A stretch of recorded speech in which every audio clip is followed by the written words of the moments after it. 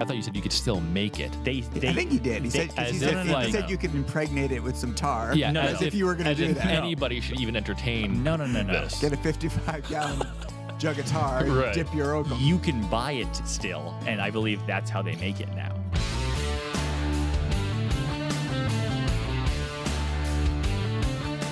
Welcome to the Fine Home Building Podcast, our weekly discussion of building, remodeling, and design topics aimed at anybody who cares deeply about the craft and science of working on houses. To my left is Brian Pontolilo. Hello. To my right, Rob Yagid. Hey. And I am Justin Fink. We will be your hosts for today's adventure. If you're new to the podcast, you already know that we talk about all things building and remodeling and design. If you're old to the podcast, welcome back. FHBpodcast@taunton.com is where you can find and get in touch with us. FineHomebuilding.com/podcast is where you're going to find all the links to all the cool stuff that we talk about today. We are on a tight schedule because we all have to run to a meeting after this, so we're going to jump right into questions. Anybody got any objections? I do. I have a question. I got lots of objections. I just got a quick question for Rob Yagid. I got a lot of objections. What do you got for me? Why can't I hear myself? Well, we can hear you. It's fine. All right. Oh, hey, I'm alive. There you go. What do you got, Brian? As our regular listeners know, you're in the middle of a remodel. Oh, God. We got to talk about addition. remodel I just again? want to ask him a question. Correction. No. Correction. I'm not in the middle. Yeah, he is. I'm at the tail end, boys. No, you're not. You've gotten to some of the fun stuff finally, which is... I don't know if painting's fun, but...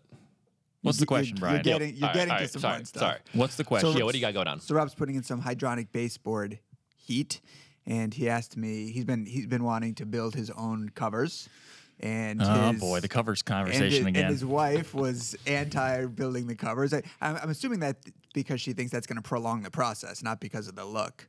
Correct. Yeah, absolutely. Yeah, but Rob had asked me to send. It some was photos. like one of these conversations, like, "Oh, I'm going to build my own covers," Yeah. and I was like, "Here we go." Yeah. Here we go again. Can we just finish this thing? What's the alternative? What does she want to do? She wants to buy just metal ones? She wants it done standard? as quickly as possible. I mean, she wants it to look good, but she just... Yeah. Yeah, it is the assumption that, okay, it sounds custom. Okay, now you're going to be out in the driveway, or you're going to be in the shop, like messing around for weeks on end. So instead of just getting like the metal covers, like the whole kit, and just knocking it out and being done. Which I don't know if it's going to be any faster if you've never done it before, but we won't know until We're not you do going it. there. Yeah. So Rob asked me to send some photos of mine, and I'm curious, did the photos change Kylie's mind? How come nobody asked me for photos of mine? I've done this. Mine are better than Brian's. I actually don't know what Brian's look like. Really? I did not show them to Kylie last night. You were just getting your head Pretty late. wrapped around. I was actually surprised that you were awake when I was texting you.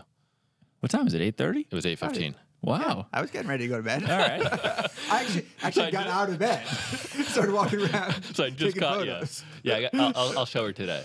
Okay. Yeah. 8:15. Man. Hey, I didn't know that you did your own covers, though. I didn't do my own. I did them for somebody else's house. How'd they turn out? I don't remember what they look like. It was part of a bathroom remodel. It's a good sell. You can go back there and get photos for Rob? It's my brother's house. My sister-in-law Can you get some photos? asked me to do it. So, yeah, I can get photos. All right. And we'll do a comparison. And well, people could vote as to who executed it. This is going to make it open up another, because they asked me to do more, and I was like, okay. And like they want me to do another room. Yeah. And if I ask for a photo of it now, it's going to be like, why? You want to do the other room now? Is it? Did you go right over the originals, or did you No, I take took the them metal out? off. Were you taking it off anyway? For Yeah, what because I you were did doing? wainscoting. Did you leave? So you just took the covers off, like the backing and the brackets that hold the tubing and everything? Did you leave that in place? The You left it all- tubing and the fins was still there. Yeah, but I'm talking about like the bracket that holds the plumbing and like that back metal piece that gets tacked to the wall. You Jesus, kept all Jeff, what are you doing over there? Jeff's dropping stuff. Sorry, I'm distracted. What's in that cup?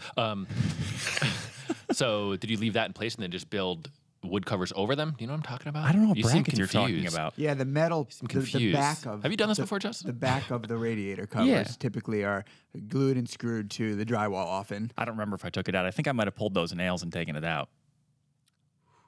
It's not that hard. You get a cat's paw back there and pull out those little... Yeah. Because it's usually wide-headed nails. It's the brackets that kind of hold the pipe that kind of fit into these little Yeah, tabs that and are those a pain in the backings ass. have the brackets. I really don't remember Yeah. what I did. Why don't you go in there and dig Yeah. into what you already did All and, right. and take some photos for us. Thanks. All right. I'll go over there and be like, I got to use the bathroom. and then I'll just take some photos. Nice. And that way Stop by to use the bathroom. I don't have to build any more of these things. That sounds like a genius plan. Okay. All right. First question is a trim question. Since we're on the topic of trim, let's rock and roll. Nice work. Tom writes, "Hey guys, I'll start by telling you that I am by no means a professional contractor or tradesman. I think I would best be described as a professional weekender with an engineering degree. I was recently asked by a neighbor to build a new mantel for their fireplace. In my head, I was imagining a fairly typical fireplace made of brick or stone that was no more than 4 or 5 feet wide. Then they sent me a picture." Jeff will be putting this picture up. You guys can find it, homebuilding.com/podcast. Should we give a quick description of what we're seeing in this picture? It's essentially, how wide do you think you'd call that? Like the masonry runs the width of the room. Yeah. At it's pretty I wide. don't know what, 4 or 5 feet off the floor. Yeah. Is the height, and so it's, the masonry is the full width of the room, and the fireplace opening is in the center. Seems like a good 12 feet at least. So it's less a mantle than it is like a ledge. Shelf. A mantle shelf ledge. Yeah. Anyway, so Tom says, "My first thought was to put in one long timber anchored to the wall, but they shot that one down pretty quick, wanting something that matches their other trim work. This means the wood will be cherry stained dark and must include a piece of cove molding on the bottom, which I have no idea how to do on the uneven surface of the stone. I'm attaching a drawing of what I've come up with. What do you guys think? Any suggested changes? Bonus points if you can somehow bring this discussion around to attic vents. Love the show. Keep it up." So let's take a look at this sucker. I love that he has a drawing. It looks like such an engineer drawing, too. It does. He busted out CAD for this thing. He used some of the office software for sure. They must have some other built-ins that are cherry, because in that photo, the trim around the house is I think it was other painted cabinetry. white. Other cabinetry. Yeah. Which, all right, let's not go there. It might be weird. What? I mean, all the trim elements in the room are paint grade, and then you're going to have this one element that's cherry. Maybe they're moving. Maybe there's other cabinets moving in. I don't know. Who cares? I don't But see any he tells cabinets. us it's going to be cherry. Okay. Looks good. Build that. To me, it feels a little Oh, bit. there's a paragraph here that I didn't include. I'm sorry. It's not anything more. It's just him describing more about what he wants to build. So we have the drawing of what he wants to build, and he says, but I can't get a good feel for whether this will look any good when it's installed. Plus, I'm going to have a hard time making this as a single piece, so I'm struggling to come up with a good way to hide the seams. That's an interesting question. He's leaning towards West System epoxy mixed with cherry wood sawdust, so I can get the colors close as I can while keeping in mind the cherry will darken over time. I don't think you can do this in multiple pieces. It's just going to be weird. Why would he have to? Well, if it's maybe his concern is he can't find cherry hardwood in the length that he needs. I mean, I don't know what his local supply is. He says it's 14 feet wall to wall.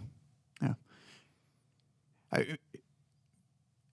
I'd like to see a photo. I'd like to see a photo of the cabinetry that he needs to match, because if there's something to match. Is there a cornice detail on that cabinetry? Is there something like, it seems like he stacked a whole bunch of stuff up. All right, Yeah, so- I'll But give that's that. just a stack of stuff. Is there? Well, can we describe what we're seeing Is here? there something to match? I spoke too soon. There's too many layers there. There's a nook. So you got the back wall's drywall, and then we got this masonry shelf that's 4.5 inches deep, according to Tom. So what he's done is he's taken up some of that space by laying a 2x4 on the flat as his first piece going down in the ledge, and Yep. then he's layered up 3 or 4 skinnier pieces to build up to the height, and each one of those skinnier pieces extends all the way from the drywall out and has a profile on the front. So like if he wants a cove, he put like a 1x6 with a cove on the front edge on top of the 2x4. And then if he wanted a bead, he put another piece that sticks out a little farther, still running all the way back to the drywall. So my concern here is, like, you're using a lot of wide boards for no reason. Yeah. Like all of your details in the front edge.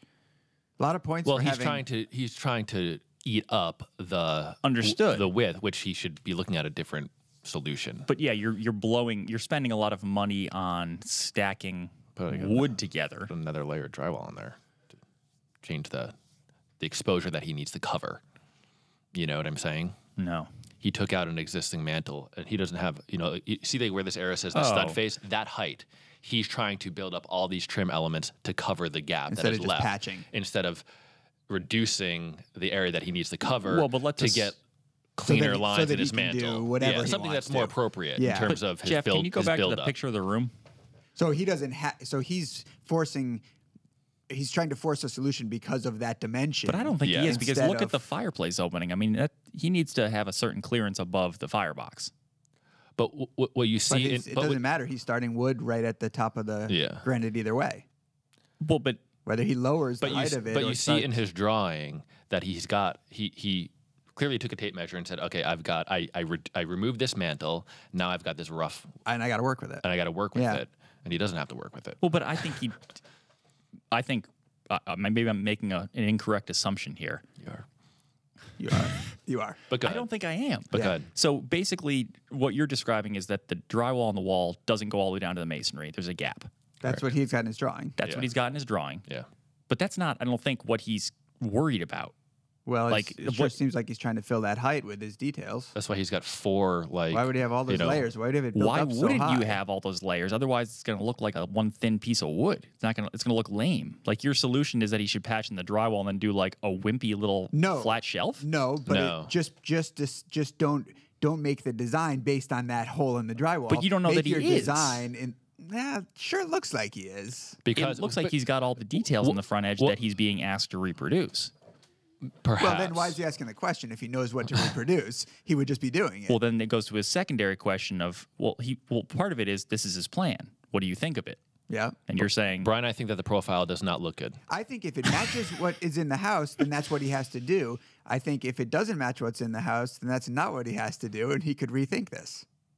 Yeah. It's a whole lot of boards and profiles, and I do give him points for having the bed mold under the shelf. He nailed that. yeah, That's where it goes. It's again, I agree with Brian. If he is actually replicating the moldings that are on some other cabinetry, cool, it's working out.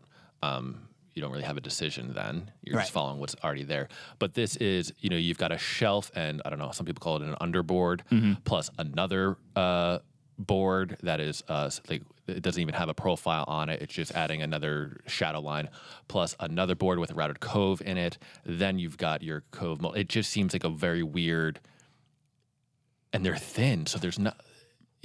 I can't see it looking appropriate. Even if he did want to do this, that's a hell of a lot of money to spend on Sherry. Just block that whole thing out and use moldings, cherry true. moldings to Right. build up that Well, height. sure. Yeah. Because he's basically created a molding there with a nice. Yeah, he's building crown molding out he's of got individual a cove, layers. a fillet, and a. So what would and you a do? bed mold. Okay, so how far do you want to keep going down this road? Yeah. Because I was going to say, if he is not forced into this profile because he's not matching it, it is being driven by the fact like, wow, I've got a lot of space to eat up here because I don't want to patch the drywall, or he didn't think about patching the drywall. What would you suggest that I would suggest that he takes out 2 of those shelf layers. It looks like 5/4 as his shelf. Yeah. Right? Yeah. 8 and an eighth deep. Yeah. So he's projecting out 4 and 3/8 that cove. from the face of the stone. I've got to look at some It's a decent sized shelf. It's a good sized shelf for a mantle. I think 8 inches or so is a good place to land.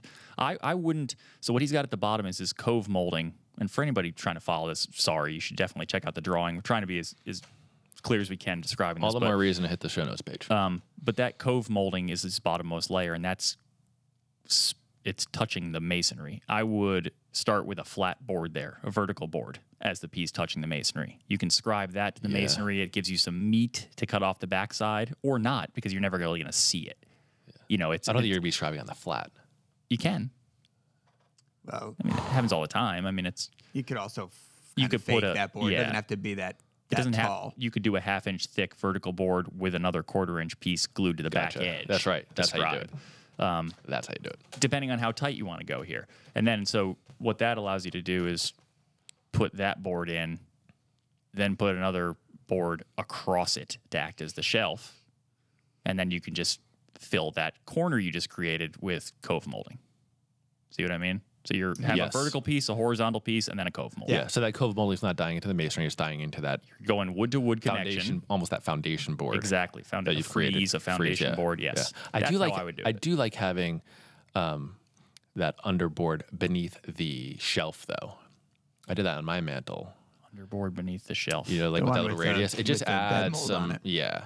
Yeah, but I'm saying you could, yes, Yeah. you could still do that. Yeah. But it doesn't need to go the full depth. You would, instead of having an 8-inch wide piece of cherry just to put a cove on the front, do a 1.5-inch wide piece at the front, Put a and then a space in the scrap back. of poplar the same thickness in the Exactly. back.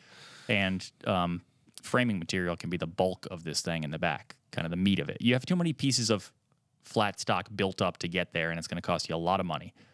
Now, It's a hell of a scribe, by the way. Hell of a scribe. The length of that room. It's gonna look great. yeah, well, this That's gonna be the fun part of the project. Well, this you probably honestly won't have to. If you do a vertical board, and depending on what that stone looks like, if you just take, even if you just knock off the high points so Right. that it sits close, you're never going to be under it looking at that. And even if you are under it looking at it, it looks like a black shadow line gap. It doesn't look like Yeah, I agree. I think it's almost worse to try to scribe it and not be good at scribing, because then it looks like you sort of. It's more distracting. Like it's going to catch your eye. Like, why is this here? And then when you go to repaint Oh, that yeah, mantle, yeah. sure. Yeah. that's gonna be tough. But wait, what was his other You gonna question? Paint the cherry. Oh yeah, I forgot. Sorry, I forgot that this was staying grade. Please don't paint the cherry. What was the other? Sure, it was stained dark, must clear piece of. So that's right. Scribing to the uneven surface. So the reason why not only does the vertical board probably look better, like that foundation Yeah. board, but if you try and scribe that cove to the stone, or if you decide that you have to do it this way and scribe the cove to the stone, the cove molding, like if you don't Can do you this do that? foundation board, you just have to find a piece of cove that has enough meat on the bottom edge that you can scribe it. But then you still have to deal with how am I going to fasten that wood trim to the stone face, and it's not going to be pretty. So I would not go that route. Well, you could that 2x Yeah. could be built out into a backer. That could be a 2x6 cut could on bring that. that- Sure. Cut on cut that on spring that. angle so that Yeah. he could just right through it. Yes, Which is probably the way to do this. That first, if he's going to build if this. he's going to not have a vertical board. Yeah, to build out that Yeah. first layer. We've already decided he's gonna have that Yeah, vertical he's going to have a foundation vertical board. Come on, Tom. As far as cherry, general advice for that is sand it to a very fine grit if you're going to do What's any sort fine? of oil or clear coat. I would probably take it to 400, if not higher, 320, 400, maybe 6, if you don't want it to blotch. Because cherry is prone to blotching, What is depending sanding, on your finish. what is the sending to a higher grit? How does that impact or eliminate blotching? Well, it reduces it. It reduces the likelihood of it. I don't really know what the function is there. I guess maybe it's almost burnishing the surface so that it eliminates the different. I think the Saturation blotching points? essentially comes from different densities of the wood reacting, absorbing differently. So if you essentially condense it, press the crap out of it, burnish the crap out of it with fine sandpaper to the point where it's more likely to be all the same. But that's me supposing here. It's a supposition. We'll Rob. have to talk to our fine woodworking cronies. Yeah, go about ask that. them a question at Fine Woodworking Podcast. What's that called, Jeff? Shop Talk Live. How come no one uses wood conditioner for these blotchy woods? You hear people complain about blotchy wood all the time. Every time I've tried wood conditioner, it's worked great. I don't know. Isn't that just for pine? I People don't use it think for other so. stuff than pine? Have you I don't know. have you used it on anything else besides pine? Yes, I've used on pretty much any Wood. wood that I've. 'Cause I just had it. Like to I've just had it at home, and it's easy to use. It's basically you basically wet the wood with it, and you're done. And then you put the finish right over it while it's still wet? I think there's a specific time you're supposed to wait, but not go beyond. I wonder Yeah. if wood conditioner is just a jar of water. With a Minwax label on it. All right. It works. Go for it, Tom. Send us a picture. We'll share it with everybody after.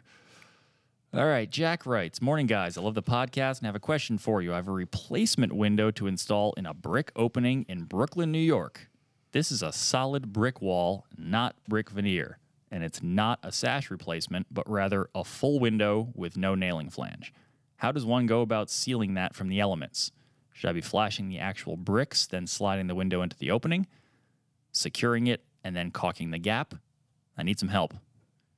All right. Good question. So if it was a brick veneer wall, which is probably more common for most of the country, you'd have a wood frame and then you'd have your sheathing, and you'd have your WRB, whether it's tar paper or house wrap, and then you would have a gap, and then in front of that, between the sheathing and I guess I'm stumbling, spaced away from the sheathing is going to be your brick veneer. So there's a gap between the brick and the wood, is what I'm trying to say. If you do a solid masonry wall, you don't have a gap. So there's no WRB to flash to. In that brick veneer situation, you'd flash this whole thing to the tar paper or house wrap, just like you would if there was no brick.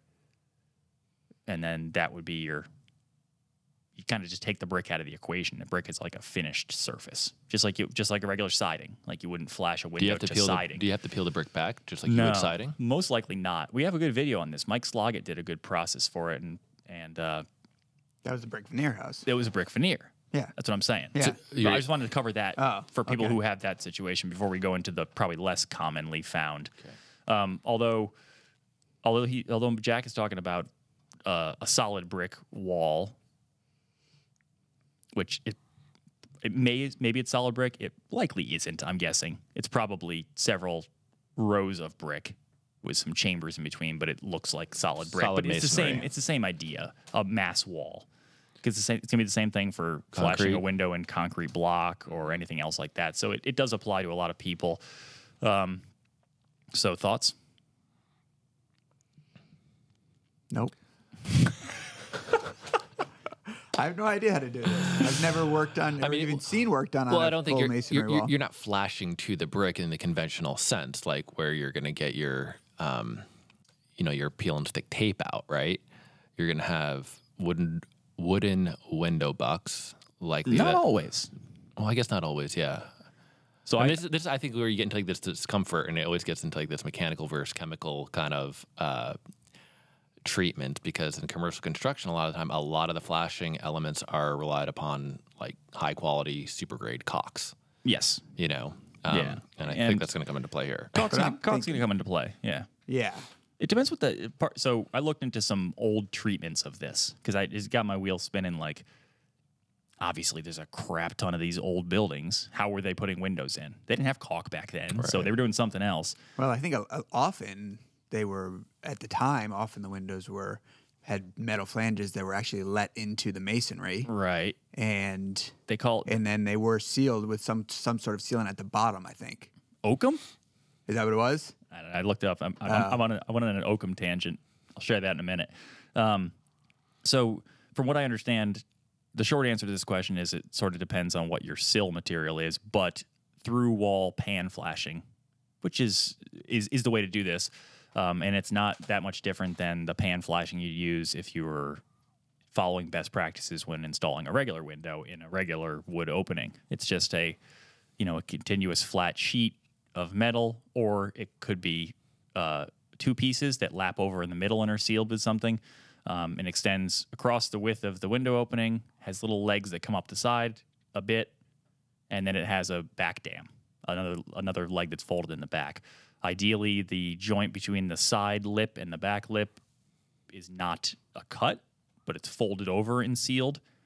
And traditionally this would have been copper or something else that you could solder in the field. You could still do that. You could still do that, yeah. But I'm saying traditionally that's what they did. So that is totally applicable here.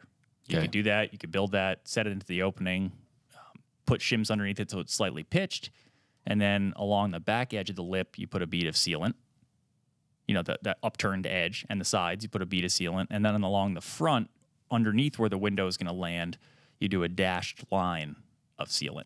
And the idea there is that it seals the front edge, but it's still open so that if water gets back there, it can drain out. Where does this terminate? Does this extend past the window? It sticks the front lip, you mean, or on the inside? Front lip. The front lip comes down, and it's probably hemmed over, and then over the edge kind of bent down, and it's like a little or leg. If it's like a granite sill or something, it's going to just land on the top of it, like back from the outermost edge. Do you know what I mean? So you still see a lot of granite. Yeah. But just below the window, this little metal copper comes out and hits that granite, and that's where you're sealing it. In some old windows, from what I can tell if people don't have this book, and I got this from Rodney, one of our art directors, the 1932 edition of the Architectural Graphic Standards. And I don't know why they chose to reprint the 1932 edition of this, but it is an awesome book for all these old details of like how they used to get this stuff done. And you flip through the pages of this thing, and it reinforces what I say all the time is we have all this stuff already figured out. We had it figured out a long time ago, and we've all just forgotten how to do stuff. So they used to do it basically that way. And so that's, you know, with the pan flashing, we can do that again. Another way they used to do it is have a groove in the masonry that runs side to side, and they would put like Brian said, a water bar in there. There was like a strip of copper that they would stick into the groove, and then they would pack it with some sort of waterproofing.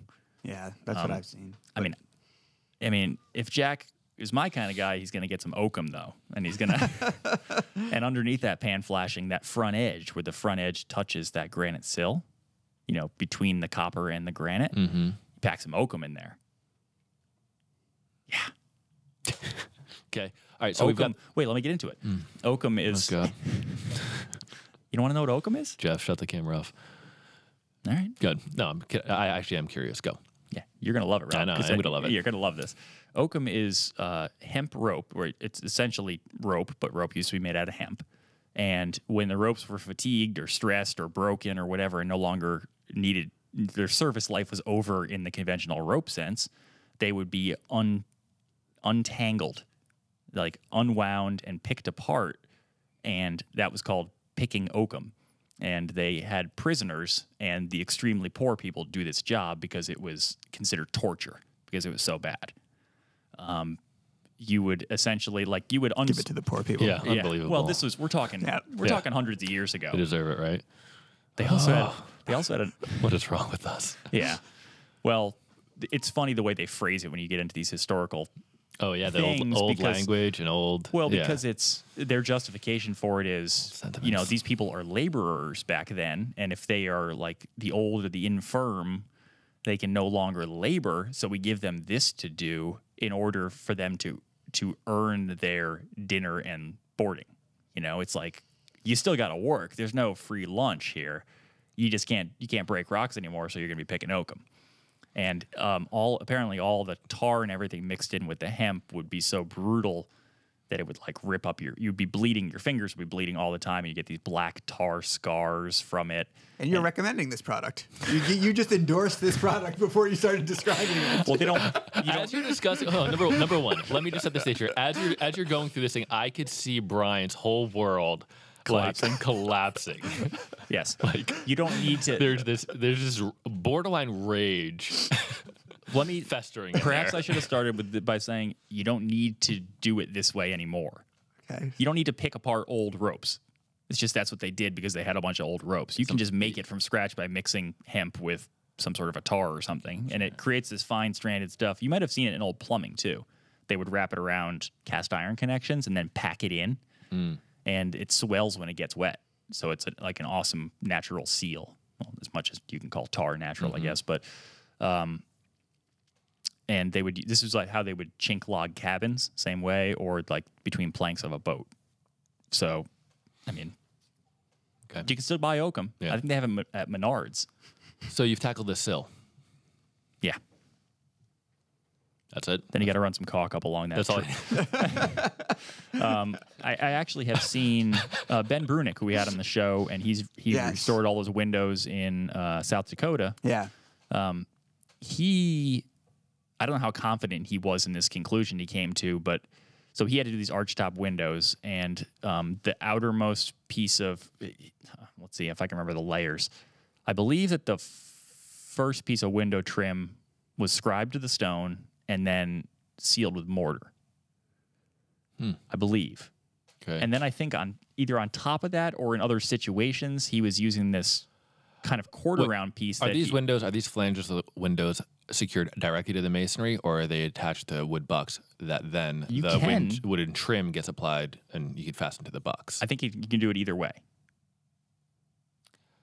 It is done either way. Okay. People do it either way. Okay. But this guy's, Jack is saying he's going to fasten it directly to the. Did he say that? No nailing flange. Okay. Well, he didn't say whether he's going to use a. Would you recommend doing a buck or not? Well, what do you? I'm not. Brian. Let's ask Brian again.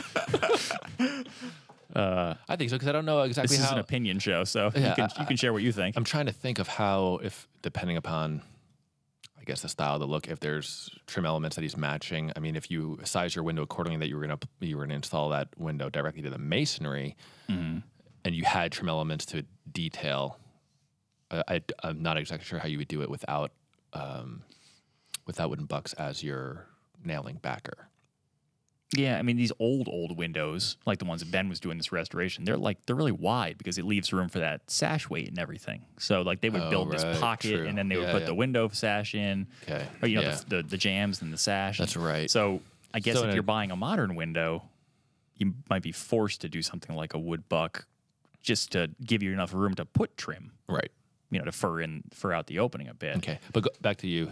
So he sealed that first piece of trim with mortar, you had said? Yeah, it looked like I mean, that's what he didn't show it, but he was doing a little video where and you can go to his Instagram page and Ben has all these. If you scroll back a while, maybe a year or so, there's all of these great little videos of how he built these windows and how he installed them. What's his handle? Chalkstone Woodworks? Correct. Or Woodworking? I can never remember. Woodworking. Brian doesn't know either. .com. Just ask Brian. Okay. And then what'd he do?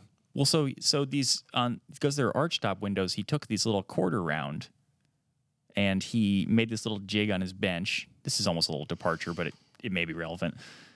I found it really cool the way that he put he got that quarter round to arch around that round top window is that he figured out the diameter of the circle that arch created. Right. So how you do that is you measure side to side. What's the width of the window? Mm-hmm. And I think in his case it was 42 inches. So that translates that using some math to figure out the circumference of the circle, which is the distance around the outside of the circle. And then half of the circumference is the length of that top piece of curved trim. Then he cuts his piece of quarter round trim. I'm guessing he made it, knowing Ben. And then he cuts it to the right length.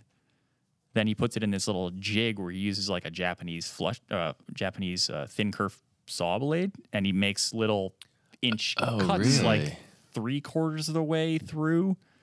And he uses little 90-degree crosscut jig to do it by hand. And he curves the entire thing. Curves the entire thing in little increments. Do you know what that increment was? I don't know if he probably said it in there. It looked like it was about an inch, somewhere around there. He just had the prisoners do it. It was considered torture in South Dakota. And then he would wet the whole thing just to make it a little more bendy. And then he would technical term bendy. Yep. He would pop it up into this round top window on the outside and fasten it to the wood, not the stone. Mm-hmm. And then he came back through, and this is the part where I'm saying that I'm not sure how definitive Ben was about this, but in his video he said that we're sealing, because you can still see those curves in the little piece, we seal all of that with window glazing compound. But he says in the video, which is what I think they actually did use on the previous versions of these. So I'm not sure. So the reason why I'm bringing all this up is A, that's a pretty cool process, but B, he didn't make it clear, and I'm not sure. Does he then like pack that glazing all the way down, like kind of between, because that quarter round continues down the vertical sides too. Gotcha. So does he pack between that and the masonry, or is he just using that compound to seal those curves and kind of smooth it out? Maybe Ben is listening and he can clarify for us. But the way I've seen people do it is the old way was masonry. Like a mortar. Mm-hmm. But I don't see why you wouldn't be able to use a high quality sealant that is specifically designed for this. I would probably buy the one that's as expensive as you can get. So yes, you don't, for sure. So you can rely on it. And if it's a decent sized gap, always back it up with a backer rod. Yeah. Because you want it to only be sticking to the wood and the masonry and nothing behind it. Otherwise it won't flex right and it'll crack. I think we mentioned that, like in your bead of caulk, this goes to any caulk joint that you want that caulk to have an hourglass shape Yes, in the cross section of in the it. cross section of it. So Exactly. as it shrinks and expands, Two-sided adhesion. two-sided adhesion. We should, we'll put that article up. What's the name of that article? Caulk this way. Caulk this way. You guys are so creative. We'll put that up on the show notes page. It's really cool. You didn't know. You need to know so much about caulks. What you don't know. See, look, you flip through that architectural graphic standards too. You'd be shocked at stuff they used to do. Like if they had to, like they have details in there for how they would, like Brian said, when you would let the flashing right into the masonry, even in like a flat surface. Like let's say they're going to go from a flat element of stone down onto like over a ledge or something. They would cut a little channel in the masonry. They call it a reglet. We know reglet because people do reglet baseboard trim now. They would cut this little groove, and then they would fold the copper into it and then pack it with something like molten lead or ingot lead. Molten lead was preferred over ingot lead because you didn't need to heat it up. It was just finely stranded lead mixed with something, and then you would jam it in there the same way and pack the joint, and it was flexible, watertight. You know, these guys were all about packing joints with things. We don't know what the hell we're doing now. We just caulk everything. Tape it. I'm switching back to oakum and molten lead. Foam it.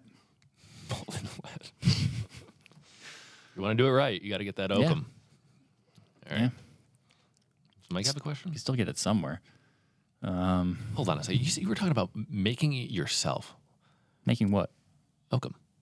No, I was not talking about making yourself. All right. I was explaining how they used to make it. Okay, because I thought you said you could still make it. I think he did. He said, as he if, like- said you could impregnate it with some tar. Yeah, No, as if you were going to as do if that. anybody should even entertain No. this. Get a 55-gallon jug of tar, Right. dip your oakum. You can buy it still, and I believe that's how they make it now, is they just mix hemp or jute or whatever with a little bit of tar or whatever else they're using to substitute tar.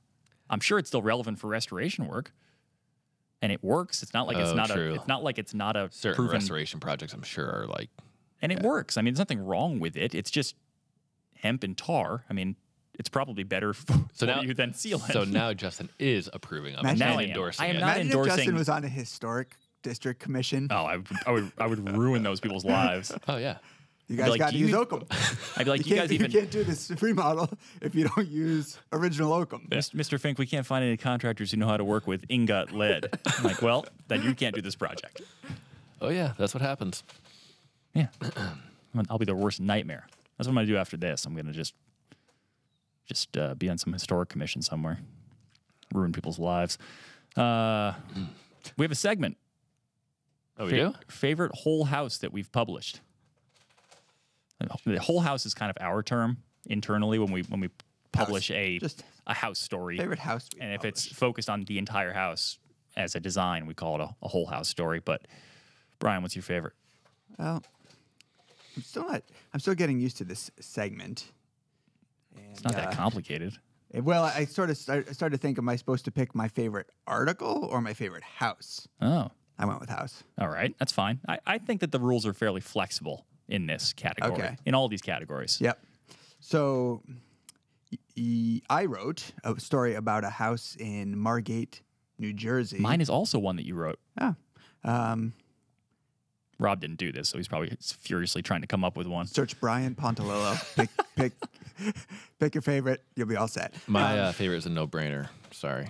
So there's a architecture and engineering firm called Zero Energy Designs. Yes. Really neat firm in the way that they got started. They were the core of a team that competed in the Solar Decathlon.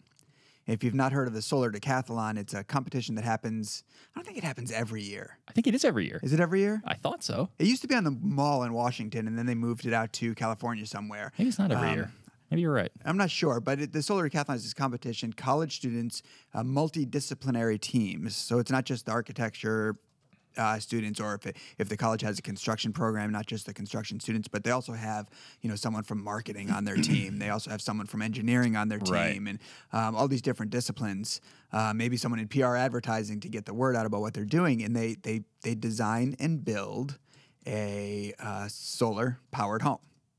I think they're off the grid, right? Because they're moving them to a location and making them run for this competition. Right. Are they limited by square footage? How do they do that? Yeah, there's some limitations. I'm not sure exactly what the specifics are. Isn't it? Is this just for and they might be given kids? a budget It's students, and stuff. right? I think it's students. Yeah. I wonder if it includes like post-grad students. It looks like it's every 2 years. I'm just looking it up right now. Okay. Well, so check out the Solar Decathlon. It's a really neat thing. And this firm, Zero Energy Designs, Stephanie Horowitz and Jordan Goldman and Adam Price are at least the three people who I've spoken to there who are like the main principals, although I think the firm's a little bigger than that. They work together, so they come from a architecture and engineering and business development background, I believe, and they're just building really thoughtful, spectacular homes. Well, so you didn't really make the connection, though. They were a Solar Decathlon team for some university, right? They were, and they started a the company firm from there. Yeah. And they've been doing great work, mostly up here in the Northeast and the Mid-Atlantic coast. And so they built this house in Margate, New Jersey, and they already have a focus on energy efficiency, and they have a big focus on building a healthy home. So they choose products that are healthy to live within your home, and they care a lot about indoor air quality. They, in this case, when they were starting to build this house, they had just broken ground and they were getting ready to put the foundation in. That's when Hurricane Sandy happened. And this town got decimated. This town got just just wiped out. And they realized that, given what's going on with weather and storms these days, that this location was pretty sensitive location, a place on the where hurricanes that come up the East Coast tend to land within a swath of area here. And they actually at that point said, well, we have to take some measures to mitigate against that. So they had the people were concerned about water conservation. They had so many things to consider in this house, and they kind of nailed all that with their systems. And at the same time, when you look at this house, it almost looks like it could be a remodel of a real average, 100-year-old home that was put up in a New Jersey town. It's very much just a gable facing the street, 2 stories, white clapboard siding, not really ornate in detail. I mean, it has a nice, sort of modern looking pergola on the front and some. What's the name of the article, planters, better than average. What issue is it in? It's for people. We're going to put the link up on homebuilding.com/ It is podcast. August, September 2016. Yes. It's a gorgeous house. Yeah, and then when you go inside, one of the things that, and I resist this word a little bit because I don't know that it is, if it's going to catch on, if it's going to become an official term, but it really nails sort of the transitional design thing. So you go in this house and there are all these elements, the wood floors and this, and certain trim details that just make it feel like a home that that you're comfortable in, all that kind of stuff. But then it's sort of just shifted a little bit towards modern. They only have baseboard and casings on the interior doors, but the windows out, have drywall return. So a little bit sleeker lines there. A little bit sleeker cabinetry in the kitchen, although the blend of white painted cabinetry and wood tones makes it just, again, feel really, really sort of comfortable. And then I didn't get to visit this house, unfortunately, but from these photos, you can tell that the light inside this place is dynamite. And that's something that's become more and more important to me over the years as I've been in houses where daylighting and fixtures are really considered and used well. And then what was one of the cool things that was cool about this story is we got a really good breakdown of both energy consumption and the cost to build this house, and this little chart that shows how, where, this is, it's a better than average house. That's the title of the article. And we wanted to say, well, how much does a better than average house cost? And we're able to land at 7.9% more than an average house. And we were able to say, like, here's the percentage of that comes from adding photovoltaics. Here's where we brought it down by that allowing us to have smaller heating and cooling equipment. Here's where it went up for the high performance envelope. Here's where the incentives that are available brought it down, and to sort of show how we landed at this, how they landed at this cost increase. So I really got into that one. Jeez. That's the whole house that I'm the most impressed with. Brian really liked it. Interesting. Sounds like you liked it. Sounds like I liked it. Next. Robert. Wait, can we guess which one do you think Rob's going to pick? Matt O'Malia. Yeah, obviously, but anyone. Yeah, you name it. It's either that or Hutker. Oh, Yeah, I it's was the Tucker. Tucker. I forgot about Yeah, Mark. yes. So those were the two that were bouncing around my head. Couldn't have guessed. I can quickly speak to the work of Matt O'Malia and Geologic. They are based out of Belfast, Maine, and they build, they're not only building passive houses, but they build really practical, really well-designed, low-energy homes. The homes typically have a modern aesthetic with some, like a Scandinavian appeal. They're really cool because they're really minimalist. And so I love that about all the work. You could check out the Go Home. That was kind of like their launch into the residential space. But we've featured 2 or 3 of their projects at this point, and we'll put those on the show notes page so you can geek out on. But and they have got a lot to teach in terms of like wall assemblies and systems and things like that. So they make great articles. Mark Hutker and Hutker Architects, probably one of my favorite architecture firms in the country. But I chose this particular project not for any practical purpose. What's the name of the article? The house, or the article is titled "Architecture the Way We Like It," and it was our editor's choice in the Houses Awards issue in 2014. This particular house is built on a bluff on Chappaquiddick Island, which is on Martha's Vineyard, off the coast of Massachusetts. There's a movie about that out right now. Yeah. This is not too far from the bridge. So allegedly, there is. It is without a doubt the most finely crafted home that I've ever been in, and I've had the opportunity to be in lots of homes across the country. This particular home was designed by Mark Hutker himself and James Moffat, who is, I don't think he's with the firm any longer, but both obviously awesome architects, and then built by Gary Maynard of Homes Whole Builders on Martha's Vineyard, and that guy got his start as a boat builder. That's what you want. Immediately, you could get a sense of the level of detail and craft at this house. Guy probably knows a lot about oakum.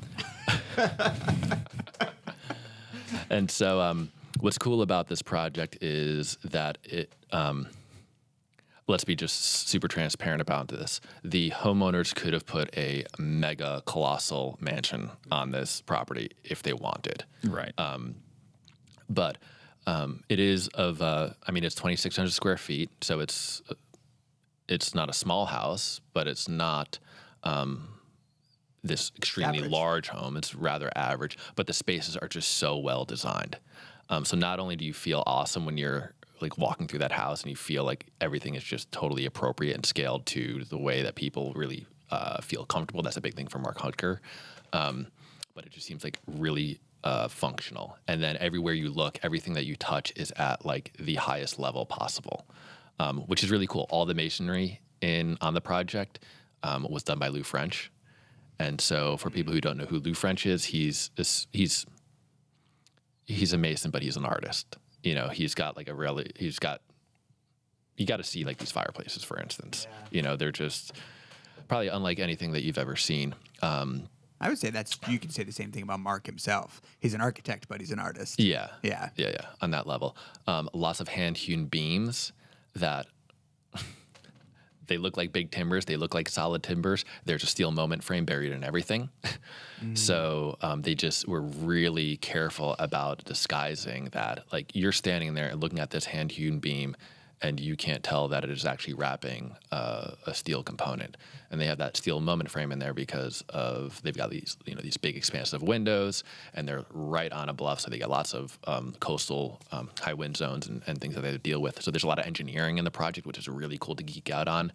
And then like the fit and finishes, like there's lots of like butternut paneling.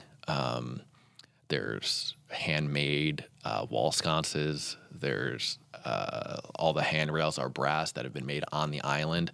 And so it's kind of like this, just a collection of artisans and craftsmen that are at the absolute pinnacle of like their careers and their crafts. And it's all gone into this one project. Yeah.